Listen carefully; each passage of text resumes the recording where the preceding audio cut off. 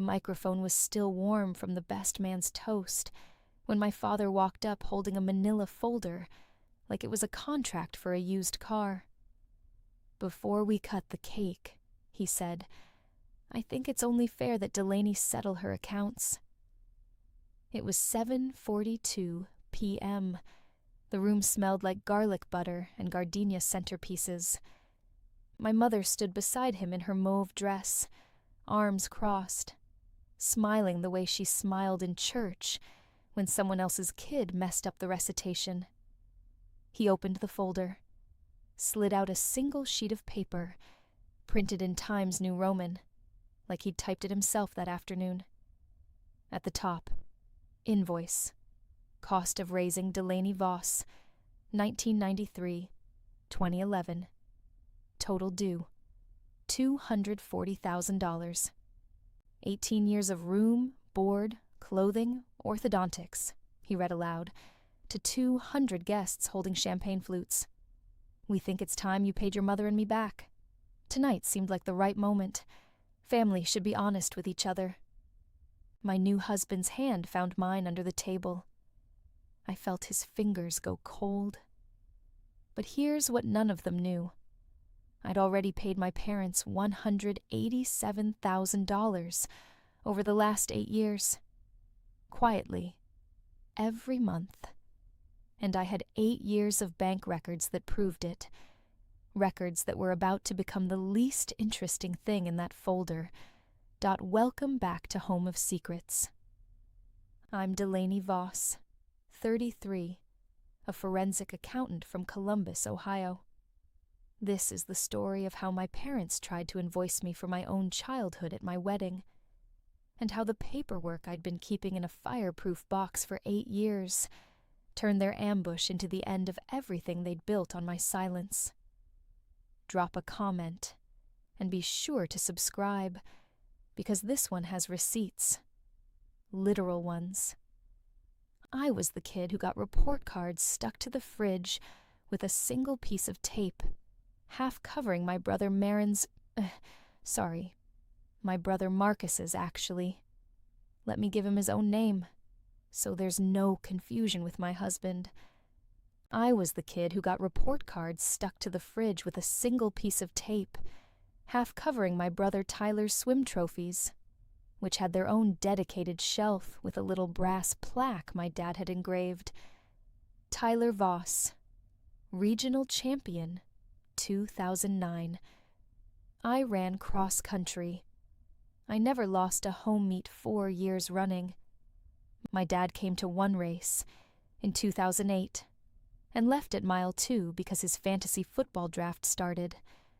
By 17, I had a 4.0 GPA and a part-time job at an auto parts store, 40 hours a week in the summer, 20 during the school year, because my parents told me freshman year that college is your project, not ours. I saved $11,400 by graduation. I kept it in a navy blue folder labeled college in block letters, the kind of label maker tape that takes 3 tries to get straight. The symbolic object in this story is that folder.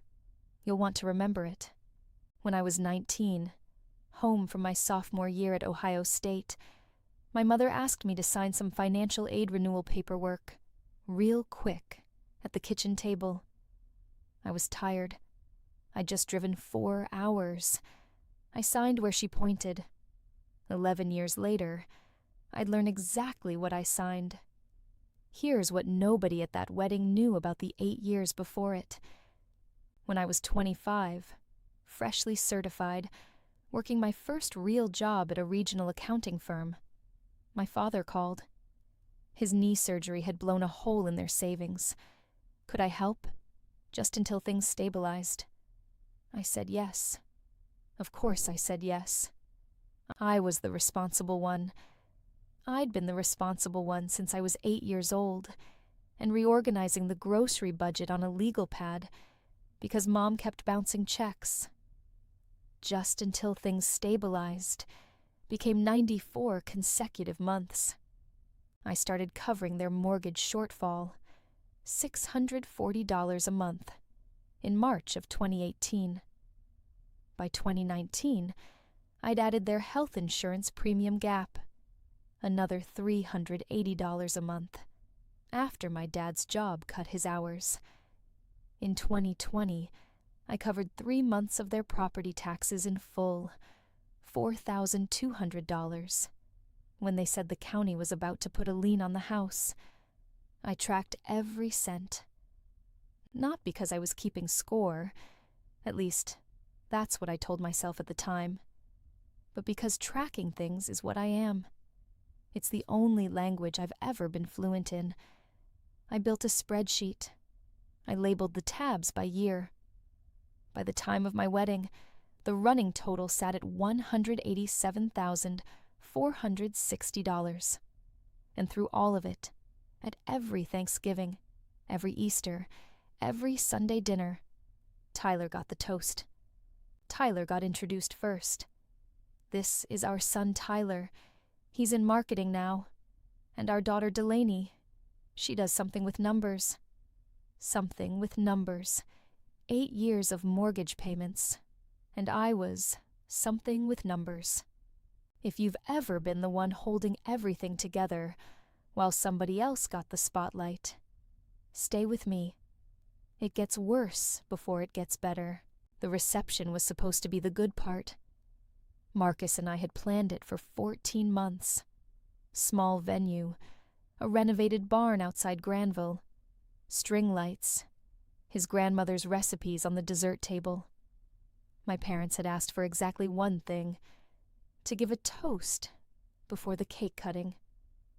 I'd said yes, because I am, apparently, constitutionally incapable of saying no to that family. I did not expect an invoice. My father read all of it, every line item.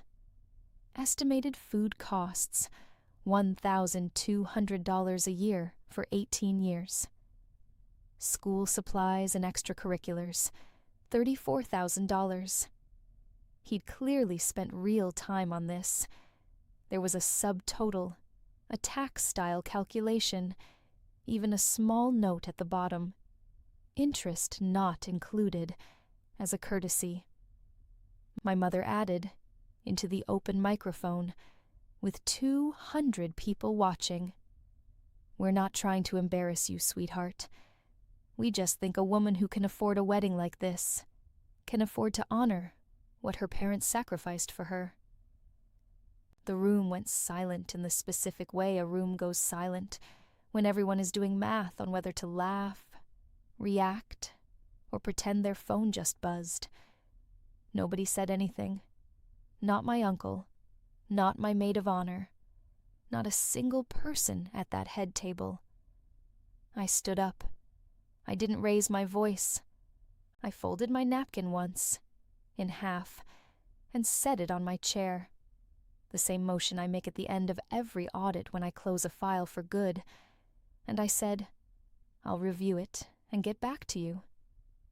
Then I walked Marcus out the side door of the barn, into the parking lot, into the rest of our wedding night, and didn't look back once.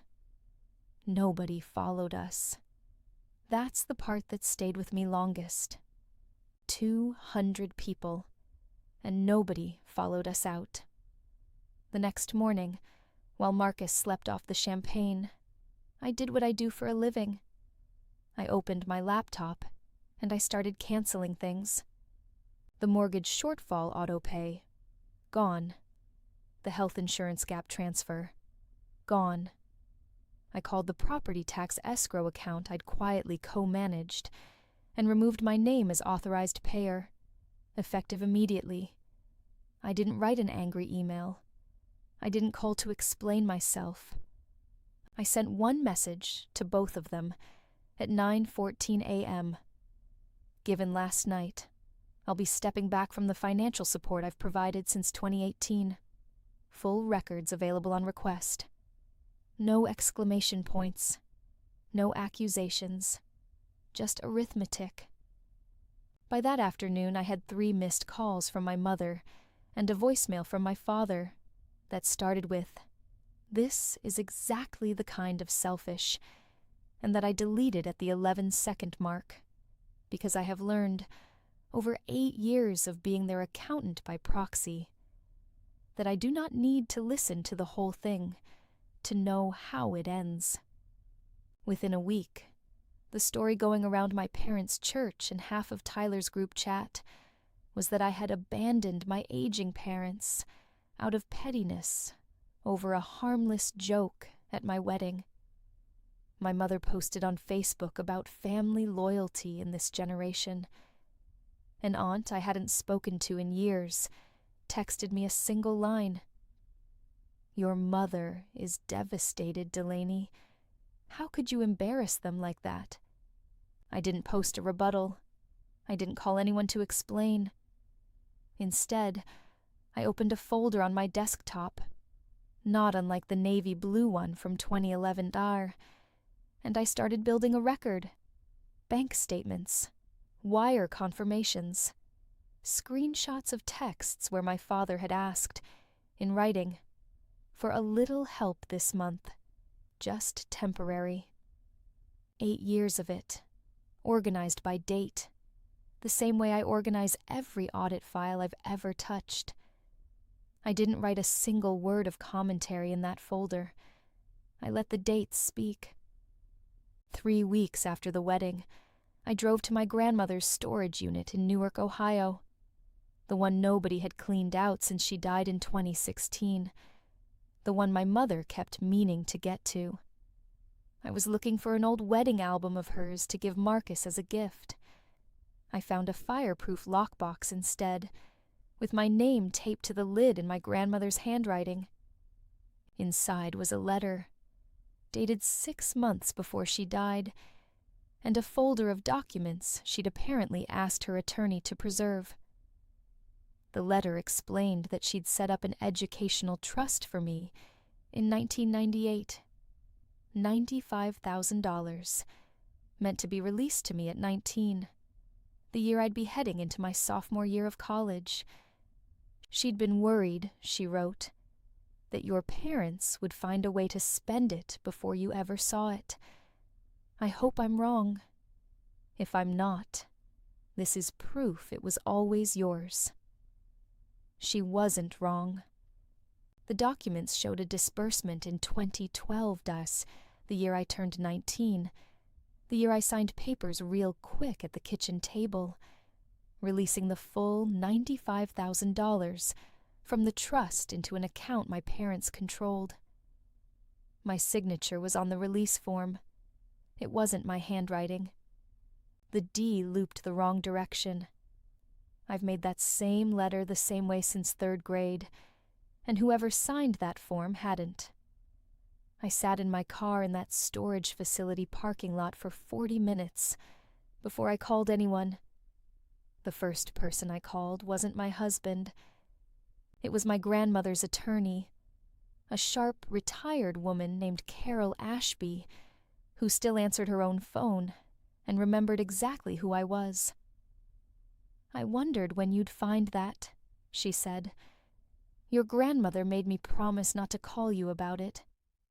She wanted you to find it yourself, when you were ready to believe it." This wasn't about walking away anymore. This was about putting a number on the record that no one could argue with. Then I hung up, and I didn't pick up again. I am, professionally, a forensic accountant. I spend my working life finding exactly this kind of thing for other people. I had simply never turned the lens on my own family, because some part of me had decided, a long time ago, that doing so would mean admitting what I already suspected. I requested certified copies of the original trust documents and the 2012 disbursement form from the bank's records department, a process that takes, on average, 6 to 8 weeks, and that I expedited in 19 days by calling in 11 years of professional relationships. I had the signature independently authenticated by a document examiner I'd worked with on 3 prior fraud cases. Her report was 4 pages and used the word inconsistent 11 times. I filed a report with the county prosecutor's financial crimes unit, not out of spite, out of arithmetic. Forgery is forgery, whether it's a stranger or your father. My parents heard about the filing before I told them, because Carol Ashby, as executor of my grandmother's remaining estate matters, was required to notify them. My father called 11 times in one evening. The 12th call, I picked up, only because Marcus told me I needed to hear what he had to say, once, so I'd never wonder. "You're going to destroy this family over $95,000, he said, "after everything we gave you." I said, "You gave me an invoice for the things you said you gave me. I have receipts for the things I actually gave you. We're not the same." My parents' 35th wedding anniversary party was already scheduled for the following month, at the same venue where they'd had their reception in 1991. A banquet hall, just off Route 16, the kind with a function room they rent out for every milestone in town. My cousin Theo, 24, the family's resident live streamer, had been planning to broadcast it to relatives who couldn't travel. I almost didn't go. Marcus thought I should. "Let them have the room," he said. "Let them say whatever they're going to say, and then tell the truth in front of the same people who watched them hand you an invoice." So I went. I brought one folder. My mother gave a toast about resilience and family and weathering storms together. My father, 3 drinks in, looked directly at me across the room and said, loud enough for the live stream microphone to catch it clean, "Some people in this family forget everything we sacrificed for them. 18 years, and they can't even cover a mortgage payment for their own parents." I stood up. I didn't raise my voice. "I covered your mortgage for 8 years, I said. $187,000, dollar for dollar, starting in 2018. I have every transfer on record. What I didn't know, until 3 weeks ago, was that you also took $95,000 from a trust Grandma left me, using a signature that isn't mine, the year I turned 19. The room didn't make a sound. Theo's phone, still recording, didn't move. My father's face did something I'd never seen it do before. Not anger, not defiance. It just emptied out. My mother said, too quickly, "We were going to pay that back," which is, functionally, a confession, and everyone in that room understood it as one in real time. "That's the thing about records," I said. "They don't need you to admit anything. They just need to exist." I set the folder on the gift table, unopened, next to the anniversary cards. The prosecutor's office already has copies. I didn't yell. I didn't stay for cake. I walked out the same way I'd walked out of my own wedding. Quietly, deliberately, my husband's hand in mine. Except this time, 3 people followed us into the parking lot. My aunt, my cousin Theo, and, for the first time in 11 years, my brother Tyler, who caught up to me by the car and said, "I didn't know about the trust. I swear to God I didn't know." I believed him. That mattered more than I expected it to. In the 4 months after the anniversary party, my father was charged with forgery and theft from a trust, a 4th-degree felony in Ohio, given the dollar amount, and accepted a plea deal. Restitution of the full $95,000, plus interest, 3 years of probation, and a permanent record that ended his volunteer treasurer position at the church he'd attended for 30 years. My parents' mortgage, without my $640 a month, went into default within 5 months. The house, the same house where my father read that invoice off a printed sheet of paper, sold at a county auction the following spring for less than what they owed. My mother lost her seat on the town's historical society board after the live stream clip made its way around the same Facebook groups she'd used to call me selfish. Tyler stopped speaking to them for the better part of a year, not out of loyalty to me, he told me later, but because he couldn't stop picturing what else might have been signed in his name too, somewhere, at some kitchen table he didn't remember. As for me, I used a portion of the restitution, once it cleared, to start something I'd wanted to do for years. A small forensic accounting practice that specifically takes on family trust and elder financial abuse cases, often pro bono for clients who can't afford a retainer. I named it Voss and Ashby, after my grandmother's attorney, who became my business partner. We hung my old navy blue college folder, empty now, framed, on the office wall, not as a trophy, as a reminder of what tracking something quietly, for years, eventually buys you. It's been 14 months since that anniversary party. Marcus and I bought a house this spring. Modest, 3 bedrooms, a porch that needs paint. We make the mortgage payment together, on time, to nobody but ourselves. My grandmother's lockbox sits on a shelf in my home office now, empty, the lid still taped with my name in her handwriting. I kept the tape. I don't know why. Maybe because some debts get paid not in dollars, but in finally being believed. Family isn't the people who hand you an invoice for loving you. It's the people who show up in the parking lot afterward, even when it costs them something to do it.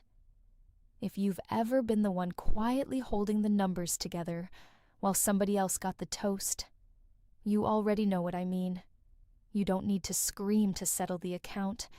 You just need to keep the receipts. If this one hit close to home, share it with someone who needs to hear it. Drop a comment below. I read everyone.